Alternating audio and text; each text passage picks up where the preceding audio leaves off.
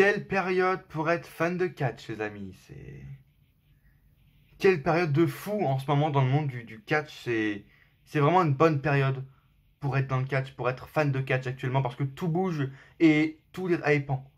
Tu, tu peux jouer les haters sur Twitter, encore une fois, que je vais encore détruire ce soir en vous prouvant que Raw a été bon. Vous me connaissez. Même s'il y a eu des... Voilà, bref. Attendez. Et vraiment, même si on veut jouer les haters, tu es obligé d'être hypé par au moins une chose durant ces prochains jours. C'est obligé. C'est vraiment une des périodes les plus hypantes et oui, les plus excitantes, les plus changeantes actuellement. Je veux dire, Raw va changer également de layout, de décor, de musique, tout ça. Donc Raw va avoir encore un nouveau décor, tu vois, ça va être une nouvelle ambiance. Season premiere, donc ça veut dire que c'est encore une nouvelle saison, en plus de Raw qui commence en même temps. T'as SmackDown qui bouge sur SmackDown, donc demain, donc ce soir en fait, du coup, ce soir-là, c'est le dernier épisode de SmackDown le mardi soir et sur USA Network, car dès la semaine prochaine, SmackDown passe le vendredi avec un nouveau logo, un nouveau décor, un nouveau layout, un nouveau theme song, des nouvelles superstars. C'est exceptionnel, ça bouge. Le mercredi soir, on a les Wednesday Night Wars. Après les Monday Night Wars, il y a 20 ans, maintenant on passe au Wednesday Night Wars avec NXT qui passe de 1 à 2 heures, mais en rajoutant les cruiserweight et qui va toujours être, je pense, aussi bon désormais. Et en plus, en face de ça, t'as une nouvelle concurrence, la nouvelle concurrence de la WWE, qui est la All Elite Wrestling, et qui sera en face de NXT, qui, pour leur premier épisode, pour leur première à la télé, ont fait 1 million d'eux. NXT a fait 1 million de téléspectateurs. SmackDown, la semaine d'avant, avait fait 2 millions. À peine. Avait effleuré les 2 millions.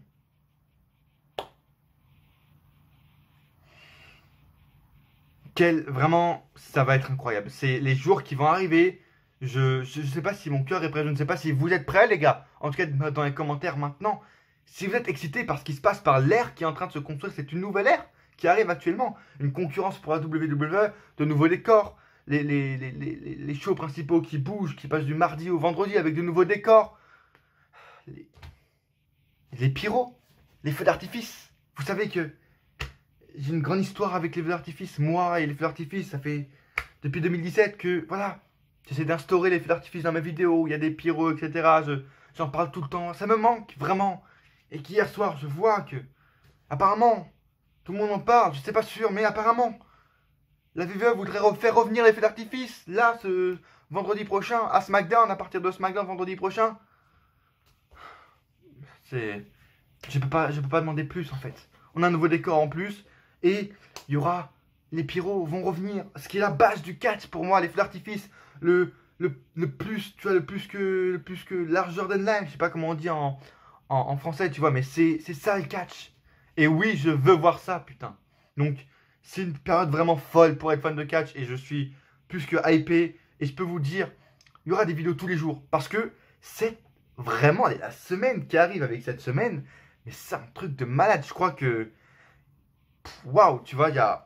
Je sais pas si on pourra vivre vraiment parce que on a Raw ce soir, il y a SmackDown et sûrement le dernier épisode de 205 Live le mardi.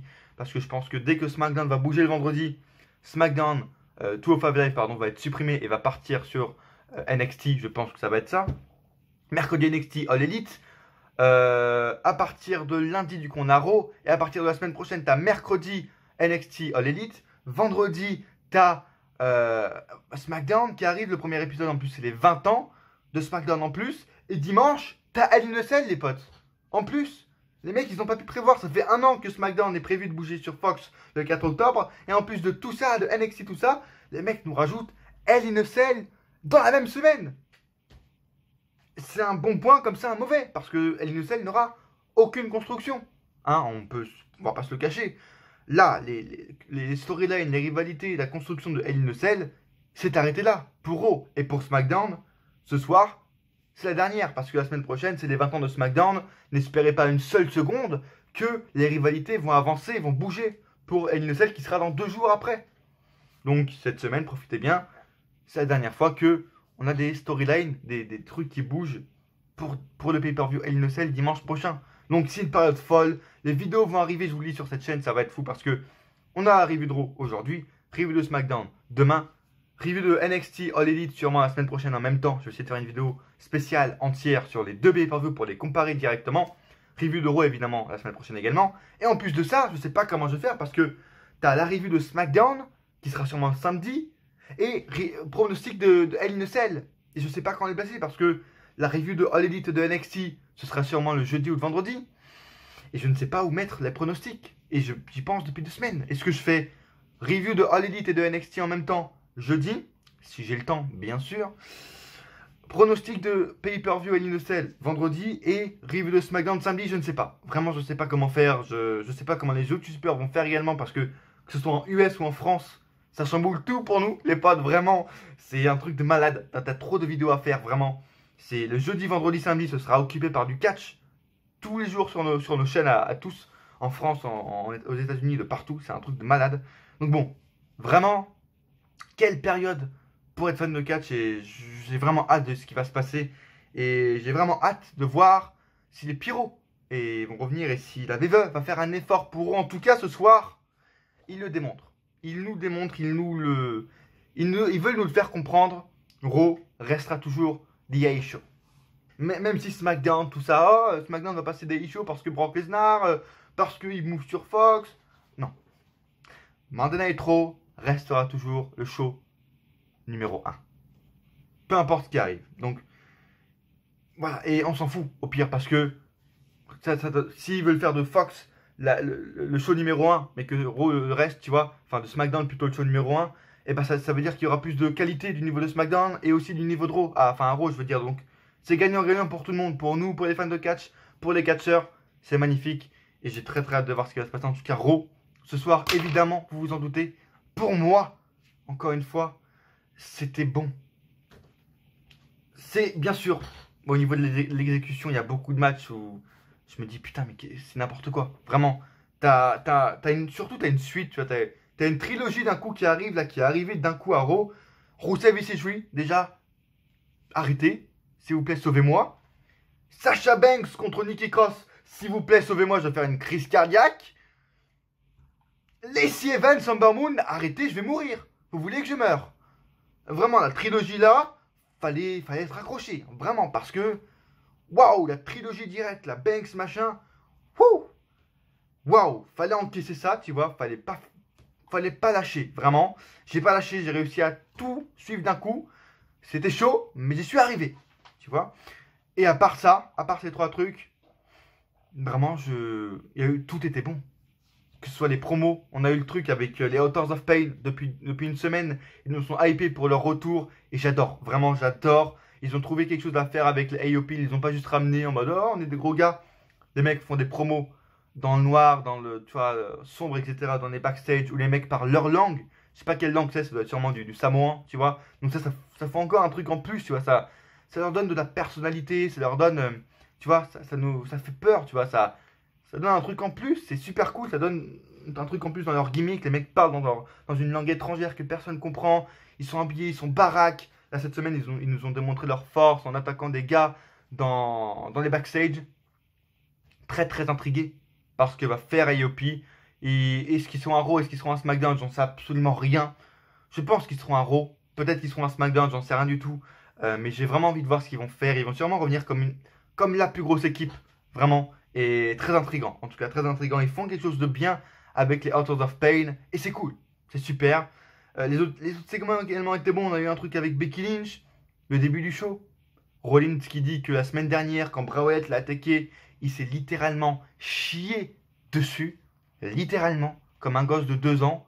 Le mec se dit, putain, j'avais un putain de monstre à côté de moi. Je n'essayais de pas le regarder et j'essayais de me réveiller en me disant que c'était un mauvais rêve. Le mec flippait sa race. Et c'est bon. Et c'est une très bonne promo en début de show avec Braun Strowman ensuite qui intervient et qui dit qu'il veut le challenger en fin de show. Magnifique. On a eu un match tag team avec les War Raiders qui était vraiment plutôt pas mal. Même si j'aurais voulu plus, bien sûr. Le petit 24 qui change, tout ça. Gable qui est mis en avant. Chad Gable, c'est évidemment face à Baron Corbin, et c'est bien sûr Baron Corbin qui prend la victoire. Mais Chad Gable, on lui donne du crédit, tu vois, Chad Gable. On lui donne un match long consistant et c'est super. Ça permet de construire un nouveau mid-carder. Et ça, c'est bien. Ça, c'est cool. Et c'est bien joué. C'est très bien joué. Ça permet de, tu vois, de donner du momentum à Chad Gable, de le mettre en tant que main eventer, tu vois. Je sais pas par contre si le mec est toujours à 205 Live parce qu'il était à 205 au départ quand même. Je pense pas qu'il y ait encore concrètement. Je pense que maintenant il est définitivement dans le main roster. Et puis voilà. Fatal 5-Way match pour désigner qui sera le futur adversaire parce que voilà, quand je vous dis qu'ils veulent garder Raw comme le show numéro 1, c'est pas une blague parce que là, dans toutes les semaines qui arrivent, Rollins va défendre son titre. C'est-à-dire que la semaine prochaine, il défend son titre contre Rey Mysterio. La semaine d'après, il le défend contre je sais plus qui. Et après, t'as le pay-per-view face à Bray Wyatt. C'est un truc de malade, tu vois. Et ils veulent garder ce Raw comme le show numéro 1 parce que, voilà, ils donnent un match comme ça pour le titre universel, juste comme ça, pour garder les fans en haleine, pour que les mecs continuent à s'intéresser, oui, à s'intriguer pour ce qui se passe à Raw, tout simplement, pour pas qu'ils move tous, qu'ils bougent, pardon, tous du côté de NXT ou de SmackDown. Voilà. Ça a été dit, hein, c'est vraiment une news, c'est confirmé. Bref, Fatal 5-Way qui est super. Et les mecs qui sont dedans, putain, Ricochet, AJ, Nakamura, même s'il est à SmackDown, Rey Mysterio bien sûr, et Bobby Roode. Bobby Roode. Ah, c'est... Je peux pas, je suis sans mots, vraiment, je suis sans mots. C'est un de mes catcheurs préférés, vraiment. Depuis qu'il est arrivé, ça me faisait du mal, ça me dégoûtait de le voir comme ça, en face, ou en tant que champion US, ou en tant que jobber à pourchasser le titre 24/7. Ça me faisait mal, vraiment pour lui. Et là, depuis quelques semaines, Paul Heyman s'est réveillé, s'est dit, putain, Bobby Roode est un main eventer.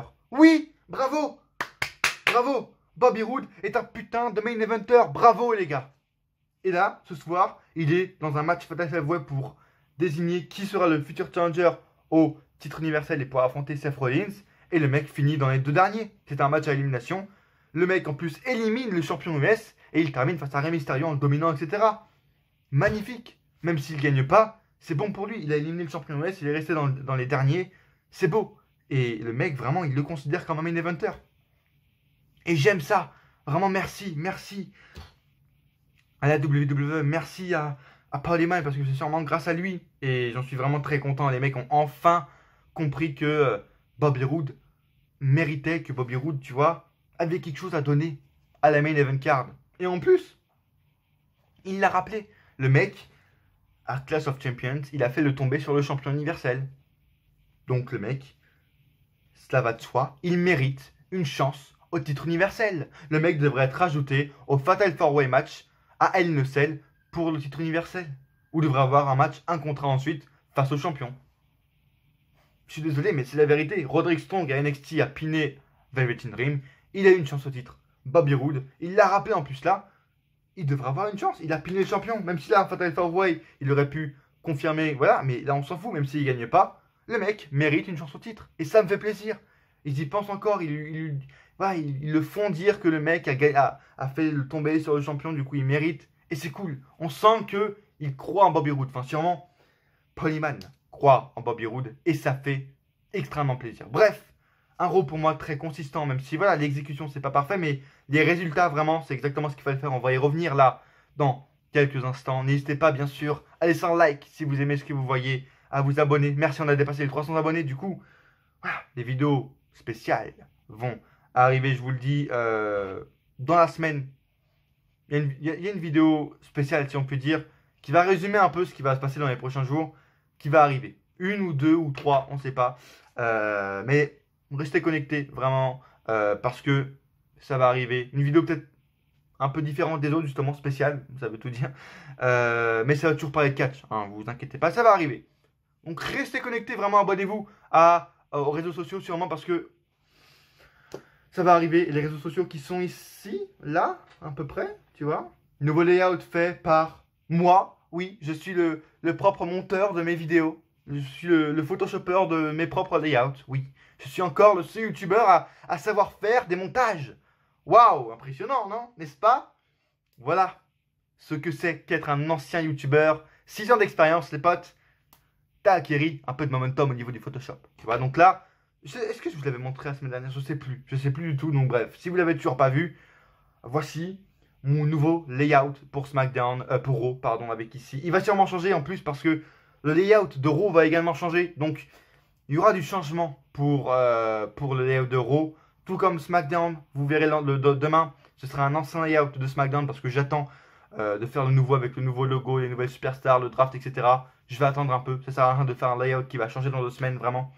Donc bon, dites-moi également dans les commentaires si vous aimez ce nouveau layout fait par moi, avec également, je vous le redis, les superstars que j'aime le plus qui sont sur la. C'est pas juste les superstars de Raw qui sont hype, genre Alexa Bliss, genre je sais pas quoi, Brock Lesnar, on s'en bat les couilles. Là, c'est des superstars que j'aime, que j'apprécie, qui pour moi représentent actuellement Raw.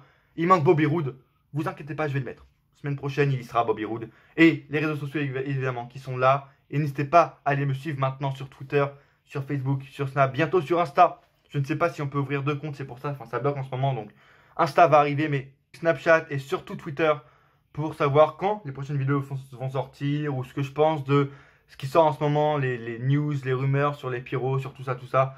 Allez me suivre maintenant sur les réseaux sociaux, abonnez-vous si ce n'est pas déjà fait, Road to 500, Road to 1K les potes, on va y arriver bientôt. Et dites-moi dans les commentaires si vous déjà vous êtes hypé par ce qui se passe en ce moment dans le monde du catch, c'est un truc de malade. Si vous êtes hypé par le retour des pyros, des feux d'artifice, bordel. Oh, les feux d'artifice vont revenir. Hello. Je sais pas si vous êtes... Oh, le catch, les gars. C'est ça, le catch. Et, évidemment, si vous avez aimé ce qui s'est passé à Raw ce soir, ou si vous êtes tout simplement un hater, ce que je vais encore détruire parce que je vais vous démontrer par A plus B pourquoi Raw, ce soir, était consistant et bon, les potes. On se retrouve dans quelques instants après l'intro pour parler plus en profondeur de Monday Night Raw, le dernier avant tout le changement qui va arriver dès la semaine prochaine.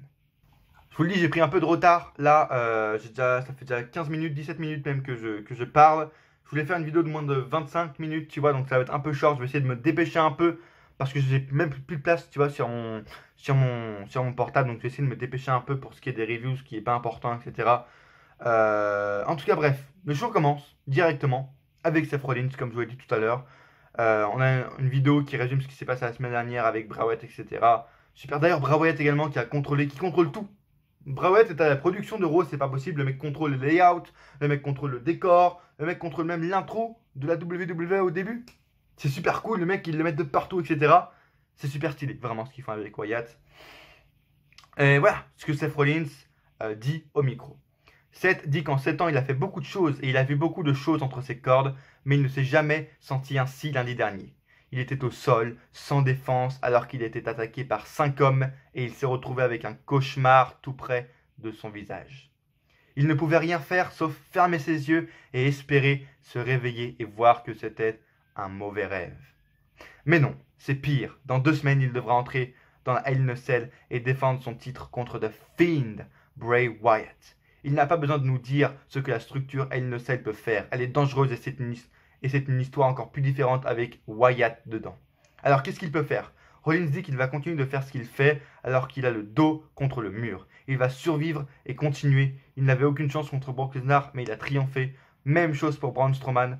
Rollins dit que Wyatt peut jouer comme il veut à Hell in a Cell, mais il va continuer de survivre et triompher. Et là, Strowman arrive et il dit nique ta mère Rollins, je m'en bats les couilles de ce que tu dis, je veux un match revanche. Pourquoi pas? Pourquoi pas? Et c'est exactement ce qu'il fallait faire. Pour moi, je vous le dis, la semaine dernière, je voyais déjà comme ça. Pour moi, la semaine dernière, ils ont déjà dû annoncer que à Hell in a Cell, il y aurait dû avoir un triple menace entre Rollins, Strowman et Wyatt parce qu'ils auraient dû faire un ODQ déjà à Clash of Champions pour moi. Ils l'ont fait ce soir, c'est cool. On aura sûrement un triple menace du coup à Hell in a Cell, on va y revenir plus tard. Bref, c'est exactement ce qu'il fallait faire. Donc Strowman challenge Rollins, Rollins accepte du coup le main event, Rollins contre Strowman. Pourquoi pas? Vraiment pourquoi pas? Et c'était sympa même. Donc oui, je dis oui. Les War, enfin les Vikings, Raiders et Rick Ivar, pour moi c'est toujours les War Raiders, affrontent Lugados et Karl Anderson. Et là, le mec arrive avec un nouveau theme song.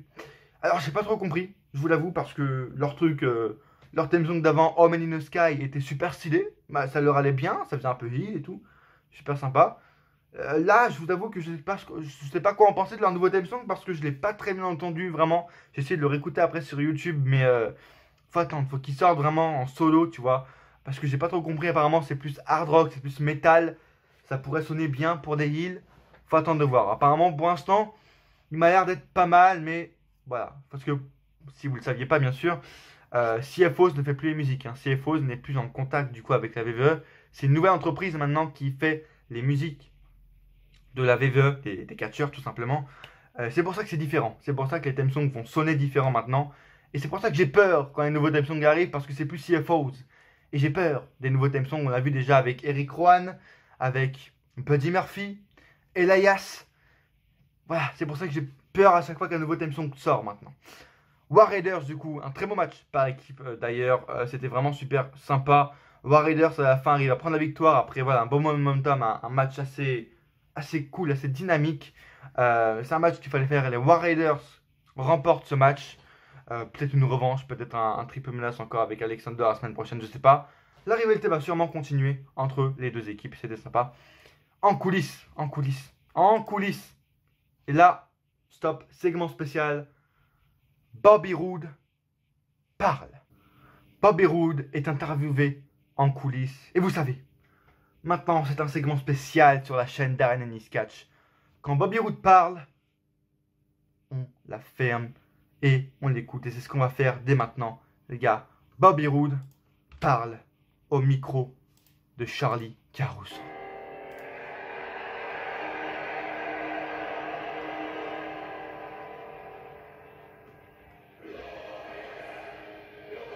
Faut que je retrouve le segment.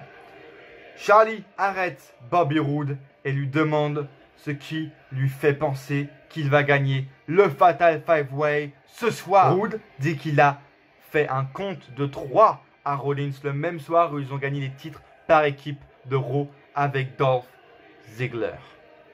Il a battu Rollins et le résultat sera glorieux avec le titre universel en jeu.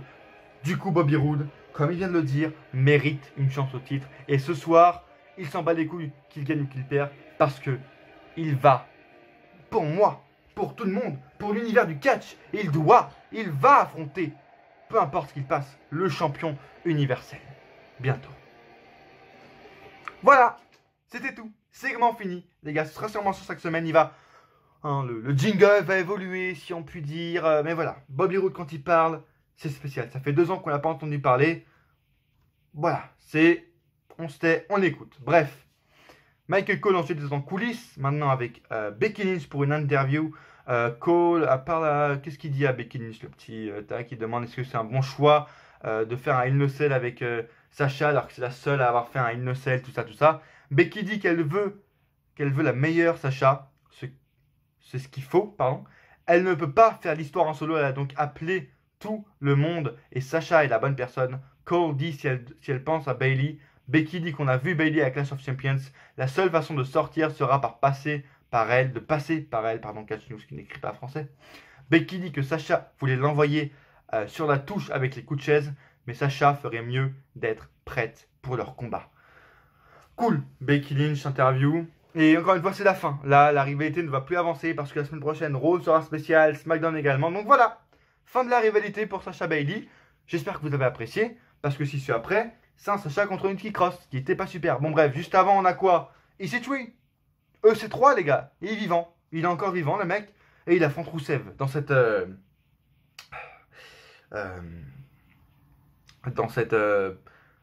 storyline avec Maria Kanellis, et Mike Kanellis, Rusev, Ricochet, qui est le père? On n'en sait rien. C'est super intéressant en tout cas. On est très hypé. Voilà. Rusev qui est de retour en méchant russe. Hein, voilà. Ouais. Voilà. Super. Le mec est de retour avec sa gimmick comme à ses débuts. Le mec est revenu parce qu'il est le père de Maria.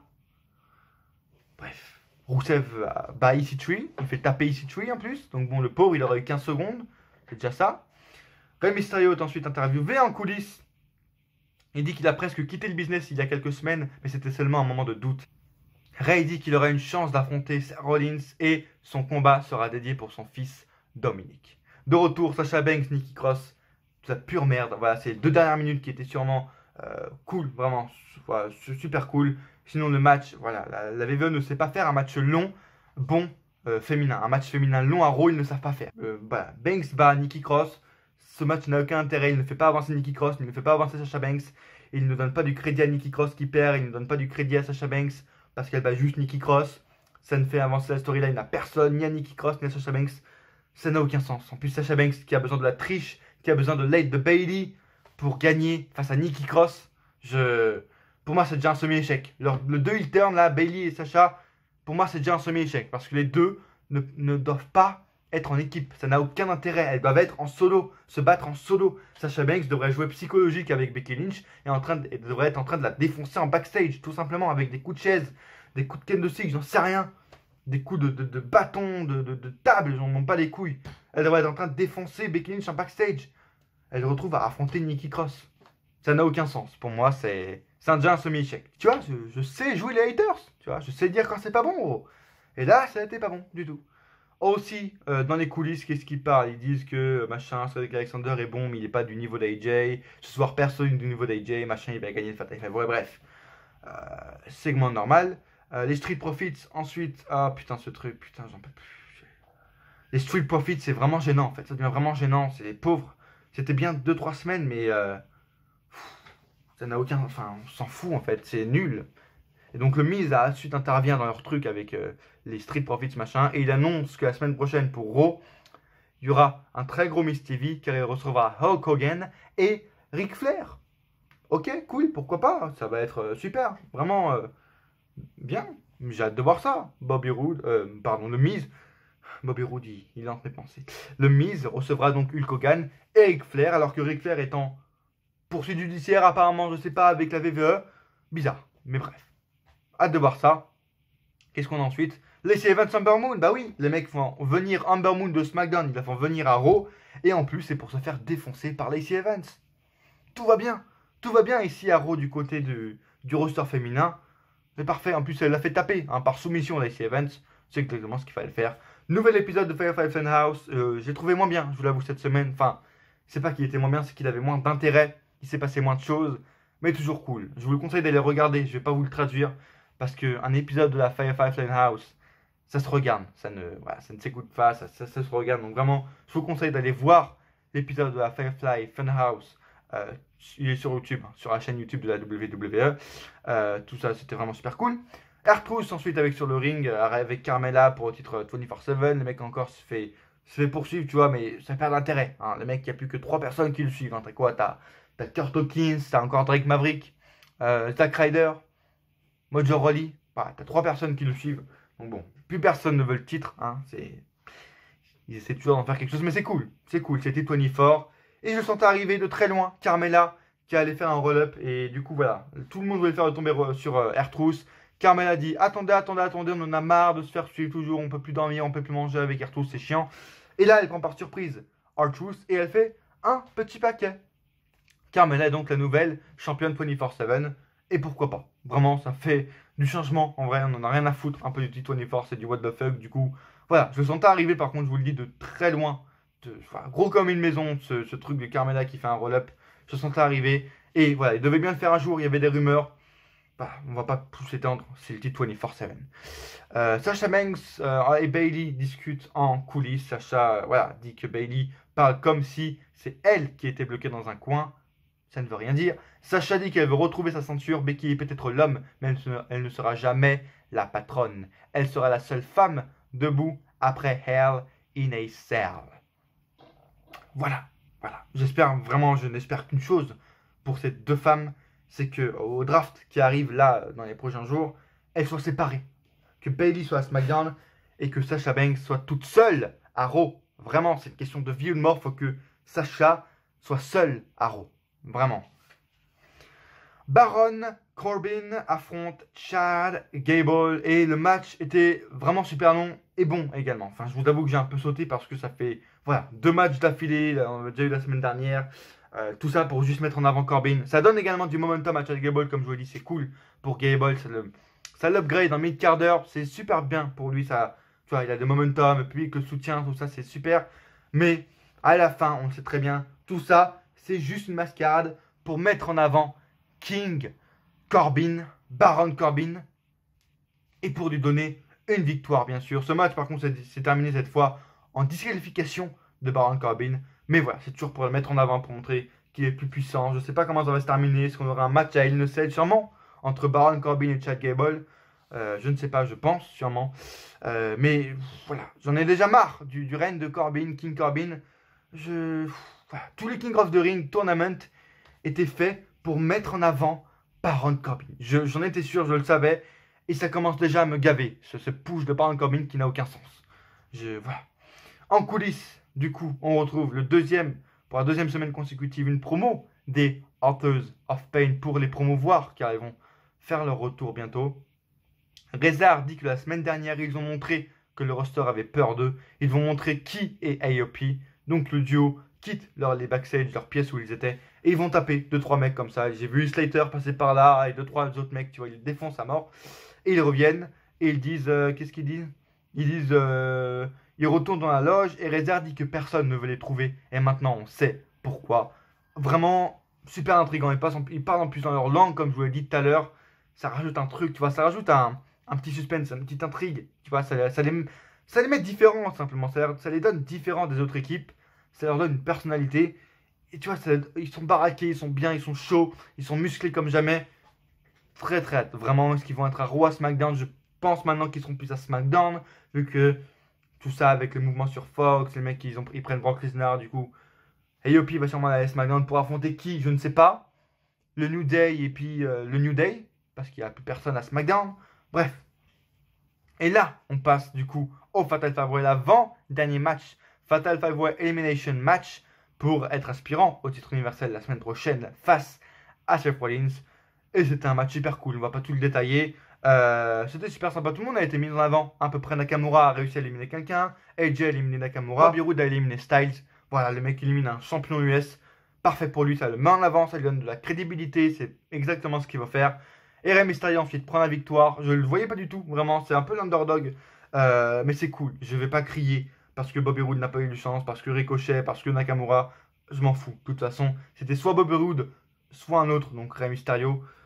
Pour moi, voilà, ils l'ont donné une chance. Il va pas gagner la semaine prochaine, faut pas déconner. Mais je pense que c'est une manière de le remercier de toutes ces années, depuis qu'il est de retour également, de le remercier du travail qu'il fournit, tout simplement à la WWE, des mecs qu'il met en avant depuis toutes ces années. Voilà, je pense que c'est une manière d'un peu de remercier la WWE, enfin de remercier Rey Mysterio de la part de la WWE. Voilà, c'est cool. Il va avoir une chance au titre universel, sûrement la dernière chance pour lui dans sa carrière au titre majeur. Il va pas le gagner. Mais je pense que c'est un bon match. Vraiment, ça va être un bon match et ça va lui rendre hommage. Et voilà, pour le remercier tout simplement, c'est cool. Donc, Rey Mysterio, la semaine prochaine, est challenger au titre universel de Seth Rollins.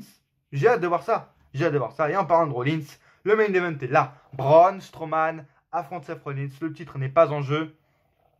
Le match, pour le coup, était plus long que celui de Clash of Champions. Va comprendre pourquoi. Encore une fois, la logique WWE, le mec. Braun Strowman, il n'arrive pas à dominer à Clash of Champions quand le titre est en jeu, mais quand le titre n'est pas en jeu, le mec domine le champion. Logique WWE, bref. Et là, on voit Strowman qui est prêt à dominer, qui est prêt à porter, je crois, son finisher, tout simplement. Et la lumière s'éteint, exactement ce qu'il fallait faire. Wyatt, The Fiend, intervient, Mandible Claw sur Braun Strowman. Ensuite, il s'approche de Rollins qui est en train de chier sa race dans le coin. Il voit Strowman se ressoulever, il rechoppe encore Braun Strowman, il fait Mandible Claw, il le frappe, tout ça. Braun Strowman au sol, mort. The Fiend a détruit le monstre de 2m10, Braun Strowman. Et il regarde à quatre pattes en mode psychopathe avec son masque. Rollins, le titre universel, il le frappe pas, tu vois. Mais il le regarde, il joue psychopathe, tu vois, psychologie avec lui. Et c'est super cool. Vraiment intrigué et... Bray Wyatt, le personnage du film est pour l'instant maîtrisé à la perfection par les bookers, par Vince McMahon. C'est maîtrisé à la perfection et ça hypant. Vraiment, c'est super cool ce qui se passe. Il n'a pas encore frappé Rollins, mais tu vois Rollins qui est en train de se chier dessus quand il le voit. Et c'est vraiment super bien joué de deux personnes et avec Strowman également. C'est super bien joué. Donc je pense que maintenant, on peut le dire, ce sera annoncé sûrement la semaine prochaine. On aura un triple menace à Hell in a Cell entre Wyatt, Rollins et Strowman. Et c'est exactement ce qu'il fallait faire pour soit donner la première défaite du coup à Wyatt, mais sans qu'il perde, tu vois. Rollins perd, du coup, Strowman prend le titre et Rollins perd, mais Wyatt ne perd pas, tu vois. Il première défaite, mais sans prendre de tombée, tout simplement. Ou Rollins gagne le titre, mais en faisant le tomber sur Wyatt, du coup, Wyatt également conserve. Ou Wyatt fait le tomber sur Strowman, mais Rollins ne perd pas. Tu vois, il y a plein de possibilités. C'est pour ça que je voulais un triple menace, pour que il y ait juste une personne qui en subit ses conséquences, mais que les deux autres personnes soient sauvées. Et ça va être cool. Vraiment, ça va être super sympa s'ils annoncent ça. C'est ce qu'il fallait faire, le triple menace. Et j'espère en tout cas qu'il sera confirmé. Hero se termine ainsi. C'était où? C'était à New York, au Chase Center, je crois. Je vais aller voir ça tout de suite. C'était à San Francisco, pardon, en Californie. Parce que pour moi, la semaine prochaine, on sera à Phoenix, Arizona, pour le premier épisode de la nouvelle saison de Monday Night Raw. Et merci de m'avoir suivi, les amis. Tout simplement, dites-moi vous dans les commentaires si vous avez aimé ce Raw ce soir en direct de San Francisco, California. N'hésitez pas à laisser évidemment un like si ce n'est pas déjà fait pour soutenir la chaîne, à partager un maximum sur les réseaux sociaux la chaîne parce que c'est important pour la visibilité de la chaîne, les potes. Donc c'est important de partager la vidéo un maximum. Abonnez-vous maintenant si ce n'est pas déjà fait. Road to 500, Road to 1K, les potes. Plus il y aura d'abonnés, plus on sera de fous, plus il y aura de concepts, les potes. Je vous l'ai redit. Allez me suivre sur les réseaux sociaux, c'est super important également pour savoir quand je sors des vidéos, quand je ne sors pas, ce que je pense de Raw, de SmackDown, de NXT, de All Elite. Tout ça, c'est sur mes réseaux sociaux. Et à coup sûr, on se retrouve dans une prochaine vidéo. Ou pas.